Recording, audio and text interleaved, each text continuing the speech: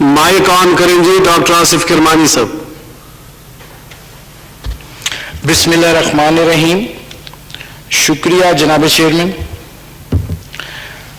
سر یہاں کافی سیر حاصل گفتگو ہو گئی، لیکن چونکہ میں سمجھتا ہوں کہ یہ پاکستان کی جو جمہوری تاریخ ہے وہ اس وقت بہت ہی ایک خطرناک موڑ پر آن پہنچی ہے. یہ کتاب سبز رنگ کی کتاب جو 1973 میں تحریر کی گئی یا مرتب کی گئی، اس کے سر جو لکھنے والے تھے، اور اس پر کوئی دو رائے نہیں، وہ بڑے سمجھدار، تجربہ کار، زیرک اور دور اندیش لوگ تھے. مجھے تو سر یہ سمجھ نہیں آتی ہے کہ ہم نے یہ سنا بھی تھا، دیکھا بھی تھا کہ آئین کے ساتھ جو کھلواڑ کرتا ہے اس کو ڈکٹیٹر کہتے ہیں، اور یہ ماضی میں ہوا بھی کہ کئی ڈکٹیٹر آئے اور انہوں نے اس آئین کا حلیہ بگاڑنے کی کوشش کی. یہاں بڑی تفصیل کے ساتھ یہ بیان کیا فاضل ممبران نے کہ آرٹیکل 226 از ویری کلیئر. تشریح سپریم کورٹ کا حق ہے، اس سے رجوع کیا جاتا ہے، لیکن سر تشریح اس چیز کی کروائی جاتی ہے، مانگی جاتی ہے کوئی مبہم ہو، ایمبیگوٹی میں چیز ہو. یہ تو دو لائنوں میں آرٹیکل 226 بڑا کلیئر ہے.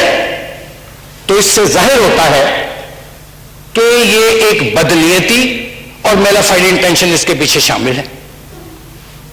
بھئی آپ کرپشن ختم کرنے کے دعوے کرتے ہیں، ضرور کیجئے، لیکن آپ کا عمل اس کے برعکس ہے.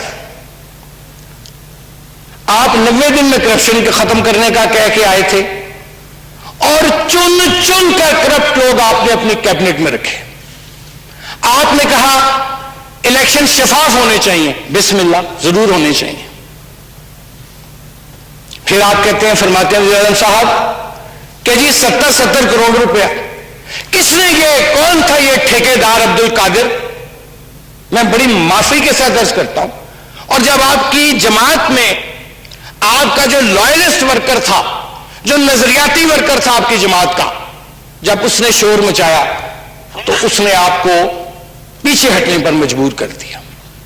آج اس ملک میں شفافیت کی بات کی جاتی ہے، ٹرانسپیرنسی کی بات کی جاتی ہے. مجھے کہنے دیجئے سر کہ وہ لوگ جنہوں نے اس ملک میں جمہوریت کی خاطر جیلیں کاٹیں، کوڑے کھائے، جلا وطن ہوئے، پھانسیاں چڑھی، آج ان لوگوں کو کاغذات نامزدگی مختلف اعتراضات لگا کر تو مسترد کر دیے جاتے ہیں.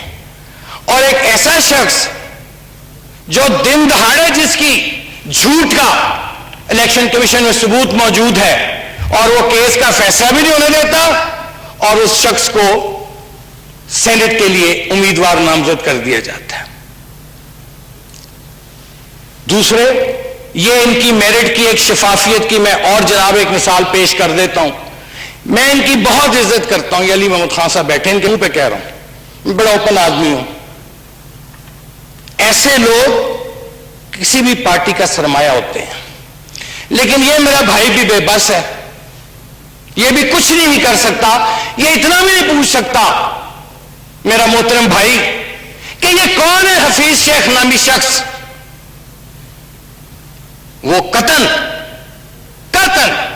وہ پی ٹی آئی کا امیدوار نہیں ہے.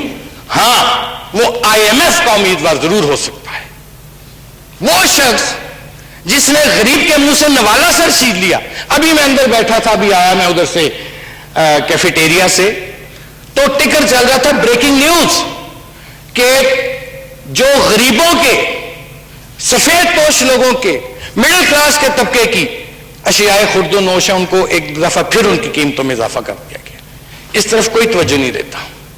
ہماری توجہ کیا ہے کہ کسی طرح ہمارا اقتدار کا جو سنگھاسن ہے وہ ڈولنے نہ پائے. لیکن کل آپ نے دیکھا جو ضمنی الیکشن ہوئے اس میں وہ غریب، وہ سفید پوش، وہ مڈل کلاس جس کا میں فرد ہونے پر فخر محسوس کرتا ہوں، وہ باہر نکلا، اس نے نہ ان کو پچھاڑا بلکہ ان کے گھر میں گھس کر ان کو مارا. اور ہم کن بحثوں میں پڑے کہ جی یہ سیکرٹ نہیں ہونا چاہیے، یہ نہیں ہونا چاہیے، آئین یہ کہہ رہے، فلاں کہہ رہے. خدا کے واسطے اس ملک میں جو ریئل ایشوز ہیں، اور مجھے ڈر ہے سر کہ وہ دور نہیں میں دیکھ رہا، میرے منہ میں خاک، کہ جب پاکستان کا غریب اور سفید پوش طبقہ جس کے گھر میں چولہا بجھ چکا ہے، جو بجلی کا بل نہیں دے پا رہا، جو سوئی گیس کا بل نہیں دے پا رہا، جس نے اپنے بچے اسکول سے اٹھا لیے ہیں کہ ان کی فیس نہیں دے پا رہا، اور ایک ایسا مجبور باپ جس نے اپنے 5 بچے نہر میں پھینک دیے مہنگائی اور بے روزگاری کی وجہ سے. These are the real issues. In Pakistan, یہ ہم جس کے قدموں میں بیٹھے ہیں قائد اعظم کے رحمہ اللہ کے، انہوں نے پاکستان چند لوگوں کے لیے نہیں بنایا تھا.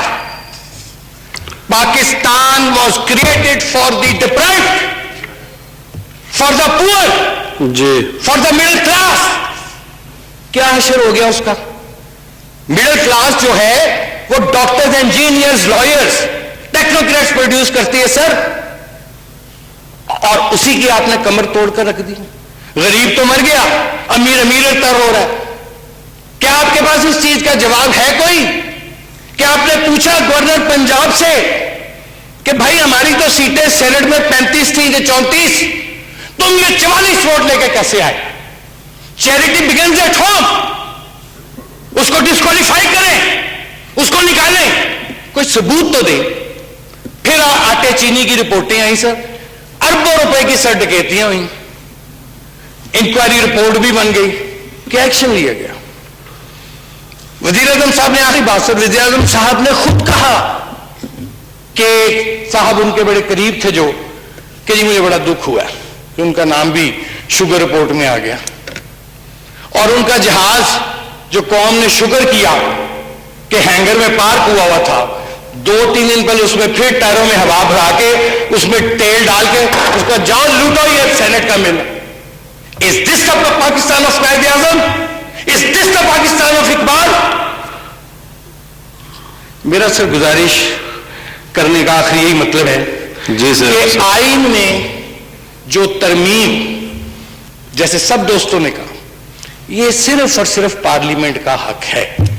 اور میری ذاتی رائے میں سمجھتا ہوں سر کہ یہ آرٹیکل 226 ویری کلیئر، اس کی کوئی تشریح کی ضرورت نہیں تھی. یہ سارے ہیلے بہانے ہیں، یہ سینٹ کو ہائی جیک کرنے کی کوشش ہے، اور اس کا مجھے تو ڈر لگتا ہے کہ جس طرف یہ ہائیبریڈ سسٹم جا رہا ہے، مجھے تو سر اگر اس پریکٹس کو نہ روکا گیا، اپنی پریورٹیز نہ تبدیل کی گئیں، تو مجھے تو سر بڑے ادب سے کہ اس جمہوریت کا بھی پھر اللہ ہی حافظ. Thank you.